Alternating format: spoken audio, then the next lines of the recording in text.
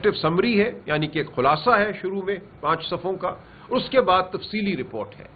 اگر آپ خلاصہ پڑھ لیں اور پھر میں نے گزارش کی اس رپورٹ کا صفحہ 94 پڑھ لیں تو بہت سی بات جو ہے وہ واضح ہو جاتی ہے، اور یہ بات پوری دنیا کے لیے اب واضح ہو گئی ہے۔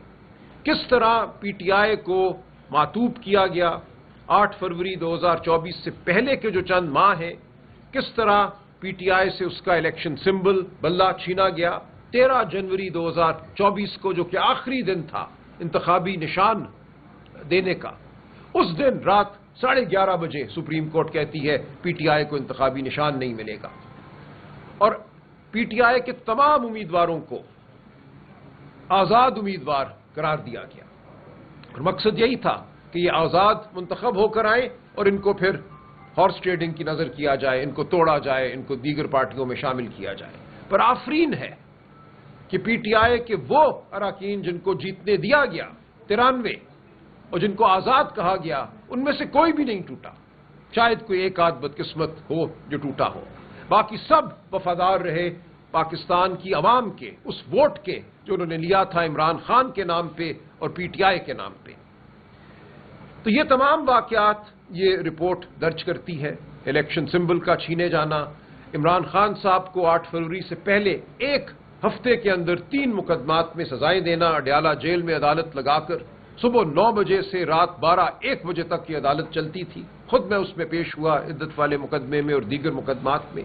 سارا دن ہم وہاں کھڑے رہتے تھے، 14 گھنٹے وہاں ہم نے بحث کی اپنی ٹانگوں پر، اور مقصد صرف یہی تھا کہ 8 فروری سے پہلے خان صاحب کو سزائیں دی جائیں۔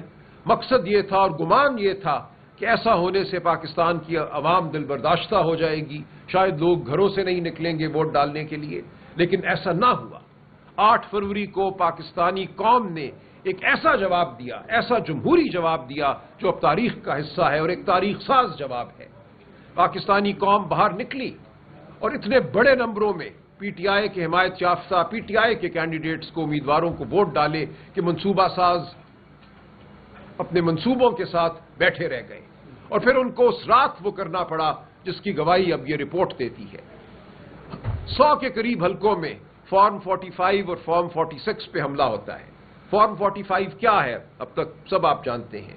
فارم 45 وہ دستاویز ہے جس میں ایک حلقے میں جو پولنگ سٹیشنز ہیں، ہر پولنگ سٹیشن پہ مختلف امیدواروں کے جو ووٹ ہیں وہ درج کیے جاتے ہیں۔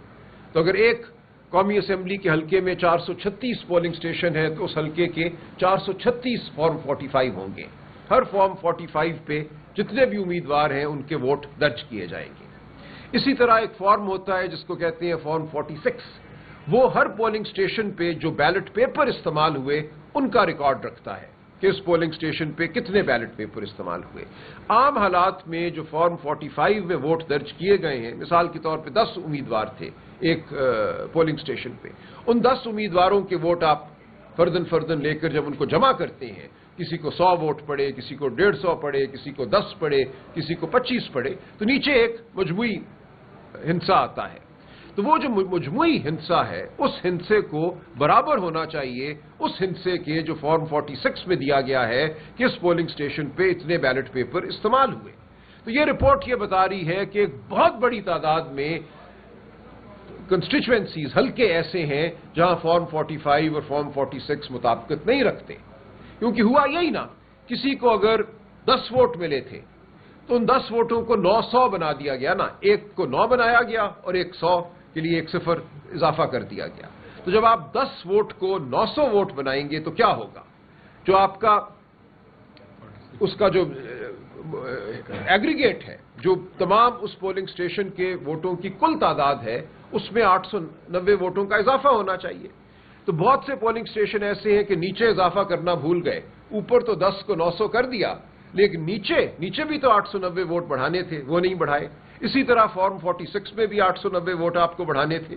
اس فراڈ کو اس کے ساتھ مطابق جی اچھا، اب یہ تمام باتیں ایک گزارش اور کر دوں۔ دوسری چیز جو اس صفحہ 94 پہ آتی ہے وہ یہ ہے کہ بہت بڑی تعداد میں حلقے ایسے ہیں کہ وہاں پولنگ سٹیشنز پہ جو قومی اسمبلی کے ووٹ پڑے وہ نظر آتا ہے کہ 95% ہے، جبکہ انہی پولنگ سٹیشنز پہ صوبائی اسمبلی کا جو ووٹ ہے وہ 40%، جی، اس سے کم ہے۔ جی بات کی ہے، جی جی ٹھیک ہو گیا۔ دیکھیں جانے نہ جانے گل ہی نہ جانے نہیں، پر یہ دیکھیں اس کی اہمیت یہ ہے، مشترکہ کے تعداد میں آ رہا ہوں، دیکھیں اس کی اہمیت ان باتوں کی یہ ہے کہ اب ایک بین الاقوامی ادارے نے اس بات کو تحریر کر دیا ہے۔ جو چیز ہمارے دلوں میں تھی، ہم جانتے تھے، وہ یہاں آ گئی ہے۔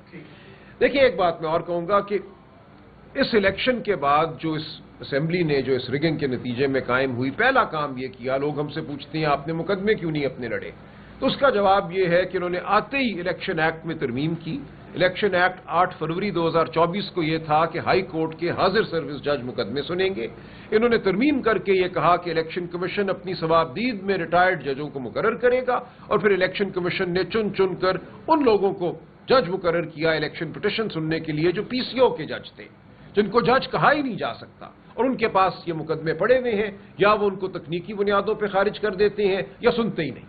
کوئی ایک بھی مقدمہ پنجاب میں ایسا نہیں ہے جو حقائق کی بنیاد پر جس کا فیصلہ ہوا ہو۔ اب سوال جو اٹھتا ہے، ایک بڑا سوال جو اٹھتا ہے، وہ کامن ویلتھ کے حوالے سے اٹھتا ہے کہ جو دولت مشترکہ ہے، اس کا ایک مینڈیٹ ہے، اس کا ایک چارٹر ہے، اس میں یہ دولت مشترکہ میں شامل ممالک میں جب الیکشن ہوتے ہیں تو وہاں ایک آبزرور گروپ، یعنی کہ ایک مبصرین کا گروپ جو ہے یہ بھیجتے ہیں، اور یہ مبصرین وہ لوگ ہوتے ہیں جو ریٹائرڈ ان کے supreme court, house of Lords کے جج ہوتے ہیں، یا دیگر جو دولت مشترکہ کے ممالک ہیں وہاں کے بہت بڑے عہدے رکھنے والے لوگ ہوتے ہیں، کوئی سابق وزیر اعظم ہوتا ہے، تو اس پائے کے لوگوں کو مبصر بنا کر بھیجا جاتا ہے تاکہ ان کی جو غیر جانبداری ہے اس پہ کسی کو شک نہ ہو۔ اب اس مبصر گروپ نے جو پاکستان آیا تھا اپنی رپورٹ 8 فروری 2024 کے الیکشن کے حوالے سے 20 نومبر 2024 کو مرتب کر لی تھی حتمی رپورٹ، اور وہ کامن ویلتھ دولت مشترکہ کے سیکریٹریٹ کو دے دی تھی۔ تو سوال یہ اٹھتا ہے کہ اس رپورٹ کو کیوں چھپایا گیا؟ اب بھی یہ رپورٹ لیک ہوئی ہے، اب بھی اس رپورٹ کو اقوام دولت مشترکہ نے باقاعدہ طور پہ شائع نہیں کیا، لیکن اتنا ضرور ہوا ہے کہ اس لیک ہونے کے بعد دولت مشترکہ نے مان لیا ہے کہ انہی کی رپورٹ ہے، انہوں نے اس کو جھٹلایا نہیں ہے۔ صاحب کافی ہو گیا، آپ یہ بتا دیں کہ خود ہی آپ نے بتایا ہے کہ کامن ویلتھ کی جو رپورٹ ہے باقی الیکشن کی کتنی جلدی، جی میں بتا دوں، اور یہ ان کے جی دو رویے جو ہیں، جی یہ بڑا یہ بہت بڑا ایک سوالیہ نشان ہے۔ آپ کس سے یہ انصاف مانگ رہے ہیں؟ آپ دیکھیں انصاف، آپ دیکھیں آپ کے جو مبصر آئے تھے انہوں نے بھی لیٹ کی، اور انہوں نے جو بتایا وہ پورے پاکستان کو پتا ہے۔ آپ باہر نکلتے ہیں تو 26 نومبر ہو جاتا ہے، اور پھر اگر آپ عدالتوں میں جاتے ہیں، عدالتیں آپ کو پتا ہے 26 ترمیم بات کیا ہوگی، تو کیا کریں گے آپ بتائیں؟ دیکھیں ہم یہی کریں گے نا کہ اپنا مقدمہ عوام کی عدالت میں ہم پیش کرتے رہیں گے۔ یہ جو میرے سامنے ایک اور دستاویز ہے، اس میں نے جیسا کہ انگریزی میں عرض کیا، Trinidad tobacco, Sri Lanka, Ghana, ان سب ملکوں میں جو 2024-25 میں الیکشن ہوئے ہیں، اور ان سب ملکوں میں دولت مشترکہ نے اپنی رپورٹ 3 یا 4 ماہ میں شائع کر دی۔ اب یہ جو گفتگو آپ کے ذریعے پاکستانی عوام اور پوری دنیا تک پہنچ رہی ہے، اس گفتگو کا مقصد ہی یہ ہے کہ حقیقت کو ظاہر کیا جائے، جو حقیقت ہم جانتے تھے اور جس کو اب پوری دنیا نے تسلیم کر لیا ہے، اس حقیقت کا تذکرہ کیا جائے، اور یہ پاکستانی قوم نے فیصلہ کرنا ہے کہ کیا انہوں نے اپنے آپ کو بھیڑ بکری کی طرح رکھنا ہے۔ جن لوگوں نے حملہ کیا اس الیکشن پہ، ان کے نزدیک تو یہ لوگ بھیڑ بکریاں ہیں، ان کے ووٹ کی، ان کی آواز کی، ان کی سوچ کی کوئی وقت نہیں ہے۔ تو یہ ایک مقدمہ ہے جس کا فیصلہ تاریخ کرتی ہے، جس کا فیصلہ بالآخر ہر قوم کرتی ہے۔ ہماری قوم کوئی کسی اور قوم سے بزدل نہیں ہے۔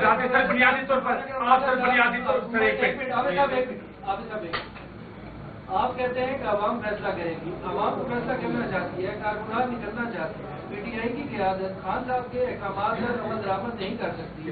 نہیں ایسے نہیں ہے سر، سوال اب خان صاحب نے بڑا واضح ہدایات دی ہیں کہ محمود خان اصغری اور علامہ راجہ ناصر عباس کو اپوزیشن لیڈر کے عہدے پر تعینات کیا جائے، نامزد کیا جائے۔ آپ لوگ کیوں اسٹے آرڈر کے پیچھے چھپے ہوئے ہیں؟ ان کو لیڈ کیوں نہیں کرنے دے رہے ہیں کہ یہ عوامی احتجاجی تحریک چلائیں، اس کو لیڈ کریں؟ PTI کی قیادت کیوں بار بار پیچھے ہٹ جاتی ہے؟ نہیں، ایسا نہیں ہے. دیکھیں، عمر ایوب صاحب، شبلی فراز صاحب ہمارے لیڈر آف دی اپوزیشن ہیں قومی اسمبلی میں اور سینٹ میں. جو ان کو ناحق سزائیں دی گئی ہیں، ہم ان سزاؤں کو تسلیم نہیں کرتے. ہم سمجھتے ہیں کہ ان کی نشستیں آج بھی بحال ہیں. ایک قانونی عمل چل رہا ہے. اگر اس قانونی عمل کے نتیجے میں ان کو کوئی ریلیف ملتی ہے تو وہ واپس آئیں گے، اسمبلی میں بیٹھیں گے. لیکن اگر ایسا نہیں ہو پاتا تو پھر بالکل جو خان صاحب کا حکم ہے اس پہ عمل ہوگا. راجہ ناصر عباس صاحب ہمارے سینٹ میں لیڈر آف دی اپوزیشن ہوں گے اور محمود خان اچکزئی صاحب ہمارے قومی اسمبلی میں ہوں گے. اور جو ہماری تحریک ہے تحفظ آئین کی، وہ بالکل آگے بڑھے گی. اس میں کوئی دو رائے نہیں ہے کہ ہم نے اپنا تاریخی رول بہرحال ادا کرنا ہے. ہم پر اب یہ فرض ہے کہ ہم جھوٹ کا مقابلہ کریں اور ہم کرتے رہیں گے. آپ جی، اس لیے آپ اس کی فکر نہ کیجیے. سر یہ بتاتے ہیں، ہم آپ کو دولت مشترکہ کی اس رپورٹ تک محدود رکھتے ہیں، وہ سیاسی اسٹیٹمنٹ آپ کی روزانہ آتی ہے. جی، پھر یہ بتاتے ہیں کہ ایک تو دولت مشترکہ نے یہ رپورٹ اپنے مینڈیٹ اور قانون اور انٹرنیشنل قوانین ہوتے ہیں، کیونکہ ان کو جب بلایا جاتا ہے تو اس طرح نہیں بلایا جاتا ہے، ایک انٹرنیشنل رولز اور پروسیجر بالکل ہوتے ہیں. انہوں نے حکومت کو یہ رپورٹ پیش کی ہوگی. جی، سب سے پہلے قوم کو یہ بتائیں کہ حکومت پاکستان نے اس رپورٹ کے ساتھ کیا کیا. کچھ نہیں کیا نا. میرا سوال ہے سر، آپ کو جو 8 فروری، اچھا آپ ہٹ جائیں، ہٹ جائیں بھائی، ہٹ جائیں. اچھا، 8 فروری 2024 کے انتخابات کے بعد پاکستان تحریک انصاف کو ایک حکومت اور پارلیمنٹ کی اسمبلیوں کی نشستوں کے ذریعے اس میگا دھاندلی کے باوجود شوگر کوٹڈ آپ کو انجوائمنٹ جو دی گئی ایک حکومت کی صورت میں اور ایک رکنیت کی صورت میں، آپ نے ہر کارڈ کھولا، آپ کا ہر کارڈ ناکام ہوا. آپ سے ویران ہوتا جا رہا ہے پارلیمنٹ، کیونکہ آپ کے آپشن ناکام ثابت ہوئے، کیونکہ آپ نے ہر میرے تاثر ہے سوشل میڈیا پہ، آپ نے جو ہے جو کر لیے. ایک طرف آپ کی حکومتیں چلتی رہی، دوسری طرف آپ حال اٹھاتے رہے. سوال میرا یہ ہے، دولت مشترکہ کی اس خبر پر عمران خان کا کیا ٹویٹ آئے گا تاکہ پوری دنیا ان کا ٹویٹ کا فوراً نوٹس لیتی ہے پوری دنیا؟ کیا عمران خان کا اس پر ٹویٹ آئے گا؟ آگے بالکل آگے ہم کرتے ہیں.